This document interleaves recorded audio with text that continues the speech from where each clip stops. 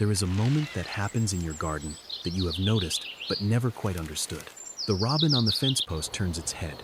It looks directly at you, not at the soil, not at the hedge, at you.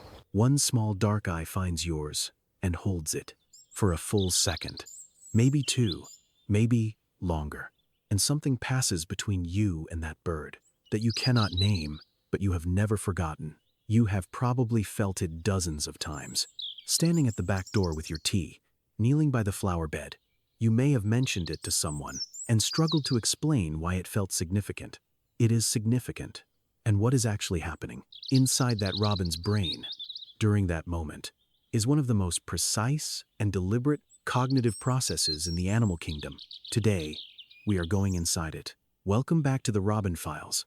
What we cover today changes the way you understand every robin that has ever watched you from the garden fence. And the last thing we get to is the part that people find hardest to stop thinking about. Point 1. The robin is not looking at you. It is reading you. When your robin turns on the fence post and fixes one dark eye directly on your face, the first thing to understand is that it is not expressing an emotion in the way you might express one. It is not being curious the way a puppy is curious. It is performing a cognitive task. The European robin has one of the most sophisticated visual systems of any garden bird in the British Isles. Its eyes process the world in two distinct modes: wide field awareness, scanning broadly for movement, threat, food, uses the peripheral visual field, covering nearly 300 degrees.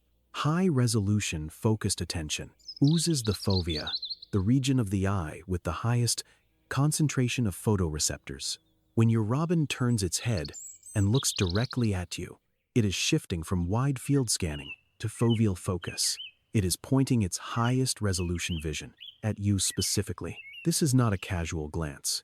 It is the bird allocating its best visual processing capacity to the task of evaluating you. Research on avian visual cognition, studying corvids and their gaze behavior, found that birds engage in precisely directed gaze as a cognitive strategy, not as a reflex, not as a coincidence of head position, as an intentional act of focused attention. The robin that looks at you has chosen to look at you. What is it doing with that attention? It is reading your posture, your stillness or movement, the direction your own eyes are pointing, the micro movements of your hands and body, the pattern of your breathing, and it is running all of that information through a threat assessment system that has been refined by 60 million years of predator-prey evolution. The eye contact is not the beginning of something. It is the visible surface of a process that is already running at full capacity behind that small dark eye. Point 2. What your robin already knew before it looked. Here is where it becomes more specific and more unsettling. By the time your robin makes direct eye contact with you at the garden fence, it has likely already been watching you for some time, not staring, monitoring. The wide field peripheral vision of the European robin means the bird on the fence post had you in its visual field from the moment you appeared at the kitchen window, possibly before you even opened the back door. The direct eye contact is not the beginning of the robin's assessment of you. It is a moment of escalated attention within an ongoing assessment that has already collected significant data. What has it collected? Your behavioral signature, how you move through the garden, whether your movements are smooth and predictable or sudden and startling, whether you tend toward the robin or away from it when you notice it, how long you stay before moving, whether your presence at the back door is followed by the soil being turned, by the feeder being filled, by something harmless, or by nothing. The pattern of your appearances across days and weeks and seasons. Research on individual recognition in birds, including work on European starlings and wild robins, published in journals including Animal Behavior, has documented that birds build individual behavioral profiles of specific humans through repeated observation. They are not just categorizing you as human. They are categorizing you as this specific human whose behavioral history they have been recording. This profiling goes deeper than most people expect. The robin's model of you includes seasonal information, whether you appear more in summer or winter, whether your behavior changes when it rains whether your morning appearances are reliable or irregular. It includes acoustic information, the sound of your particular back door, the weight of your footsteps on the paving stones, the specific rhythm of your walk across the garden. The visual recognition is part of a multi-sensory profile that the robin has been assembling and updating continuously since the first time it saw you. The direct look is the bird shifting its highest resolution attention to verify something it has already been tracking. With its peripheral vision, it already has a file on you. The eye contact is the moment it checks the file against what it sees. Point 3. What the direction and duration of eye contact tells you. Not all robin eye contact is the same. The direction and duration carry distinct information, and learning to read them changes what you notice every single morning. At the garden fence, a brief, direct glance, a fraction of a second, followed by the robin returning to what it was doing, is a threat check. The bird detected your movement or presence and ran a rapid foveal assessment. Finding no threat, it returned to the task it was performing. You passed.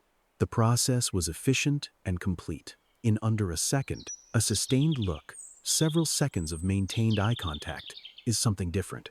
This is the bird holding its highest resolution visual attention on you for longer than a threat check requires. Research on gaze behavior in wild birds has found that sustained eye contact from a bird toward a human is associated with higher levels of individual recognition. The bird that holds your gaze is not just checking for threat, it is doing something more specific.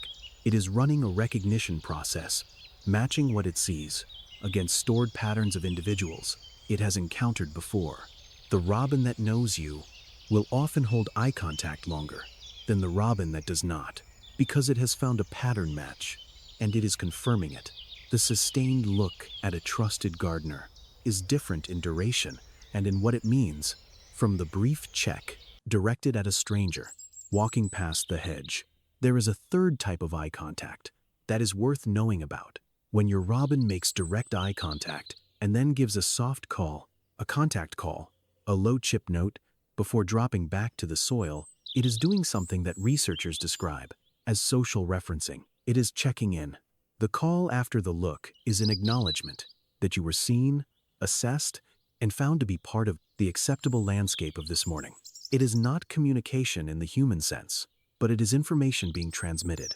The robin found something it recognized and registered the recognition with a sound. If a robin you do not recognize holds your eye for several seconds, from the top of the garden wall, you are likely seeing the beginning of an assessment it will remember. The next time you appear, the process will take less time. The time after that, less still. The file is being opened. Your record has begun. Point four. What the brain is doing during the moment of eye contact. In the second or two that your robin holds your gaze, several things are happening simultaneously inside a brain smaller than a walnut.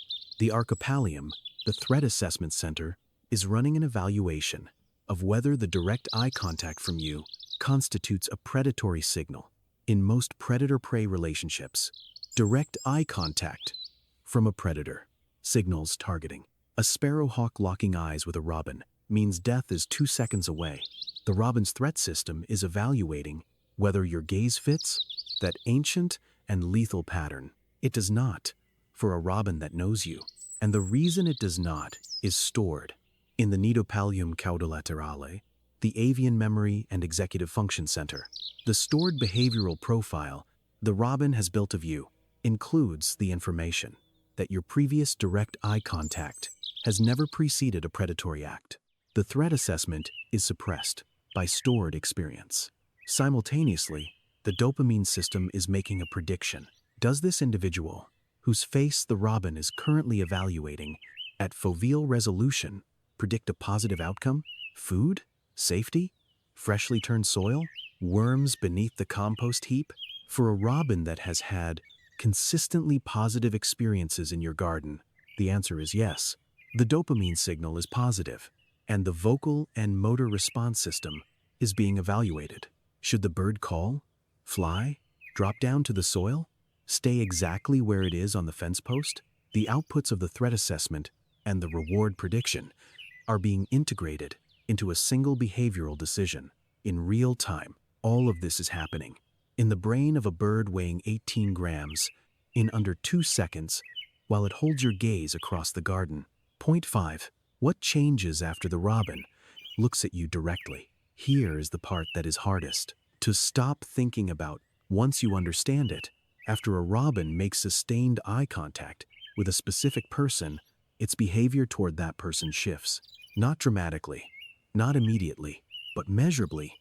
Research on habituation and individual recognition in wild birds has found that a bird's approach distance, the distance at which it will tolerate a specific person without flushing, decreases after repeated close eye contact encounters.